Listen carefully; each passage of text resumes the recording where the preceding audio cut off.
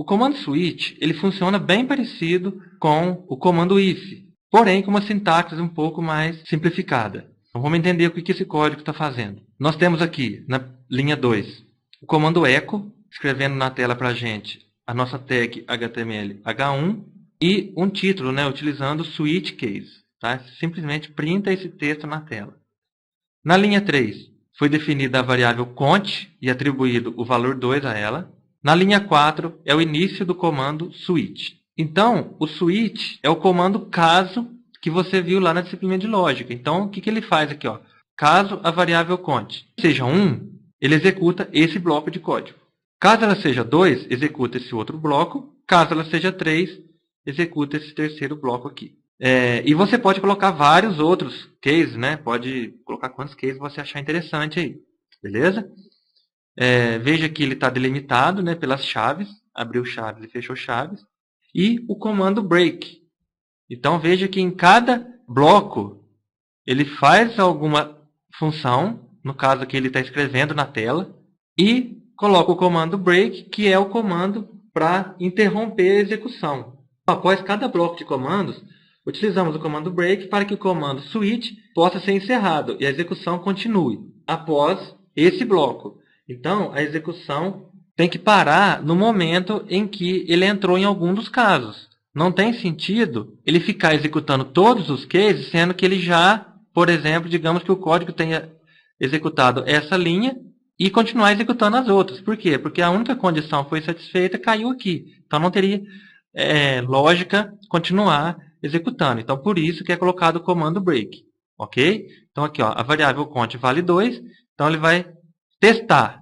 Essa linha coloca a variável cont em evidência, e começa a testar ela. É 1? O valor dela é 1? Não.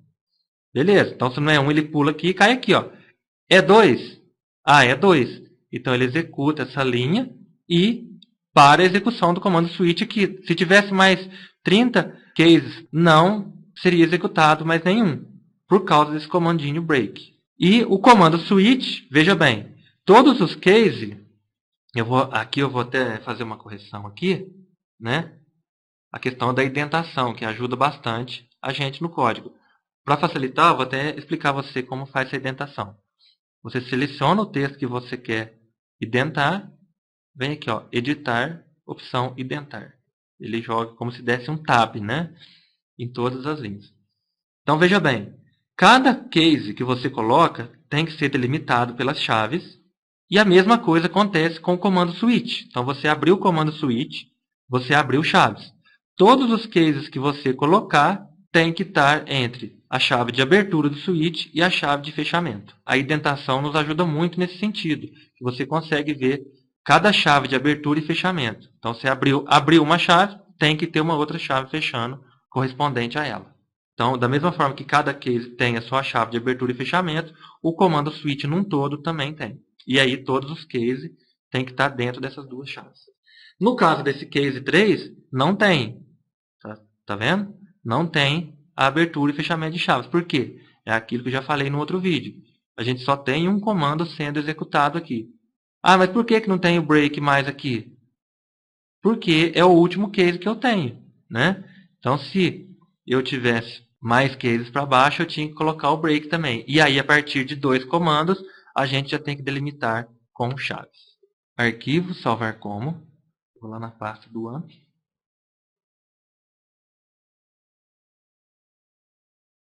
E digita esse nome aqui, comando switch. Lembra de olhar aqui embaixo, está PHP. Se tiver tudo ok, é só clicar em salvar.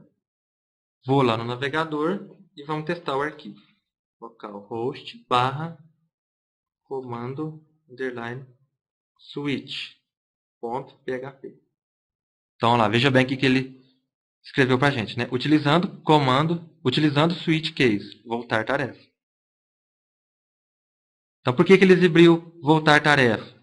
Essa linha aqui, Por quê? Voltando no código, vamos entender.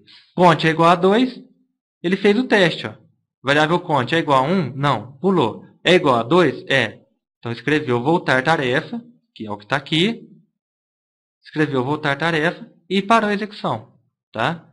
Então é muito parecido aí com o comando if. Para a gente constatar que um comando faz a mesma coisa do outro, eu vou copiar esse bloco de código aqui, que é a mesma coisa. Na prática, esse código aqui é para fazer utilizando o if, né? Esse código utilizando o if é para fazer a mesma coisa que esse código utilizando o case. Para a gente ver que os dois funcionam. São estruturas diferentes que têm praticamente a mesma função. Aí você escolhe dependendo da opção de escolha do usuário, né? do programador. Então, vou salvar esse arquivo, vou lá e vou atualizar. Tá? Então, veja bem, ó, utilizando o if-else, voltar tarefa. Tá? É esse bloco de código aqui. Qual que é uma principal diferença aí? Veja que no comando if, você não precisa colocar o break. A partir do momento que ele determinou que a condição é verdadeira, ele executa esse código e não continua executando o resto. Tá? Enquanto que no case, você tem que colocar o break para parar. O item importante no comando switch é o comando padrão. Existe um padrão default, que é o que vai acontecer, ou seja, o que vai ser executado caso nenhuma dessas condições sejam satisfeitas. Às vezes isso acontece.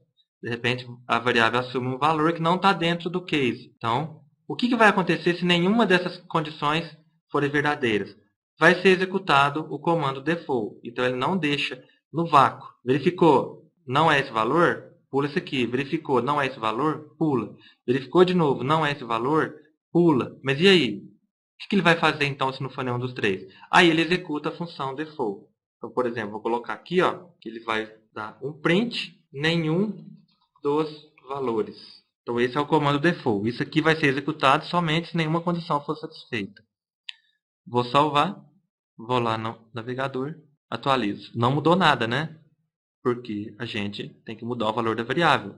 O teste vai ser feito até o 3, eu vou colocar o valor 4 aqui, por exemplo. Então, veja que o valor 4 não existe nenhum case, né, para o valor 4. Então, é para ele cair aqui, ó, nesse default.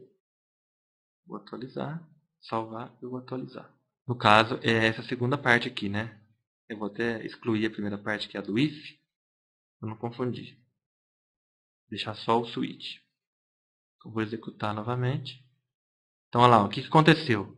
Ele exibiu nenhum dos valores, né? Que é justamente o que vai acontecer por padrão, se nenhuma dessas condições forem satisfeitas, como foi o que a gente fez. A gente forçou o código, atribuindo o valor 4 aqui, nós forçamos o código a não fazer nenhuma dessas linhas, e sim cair diretamente no default. Muitas vezes é interessante que seja definido essa opção default dentro do switch case.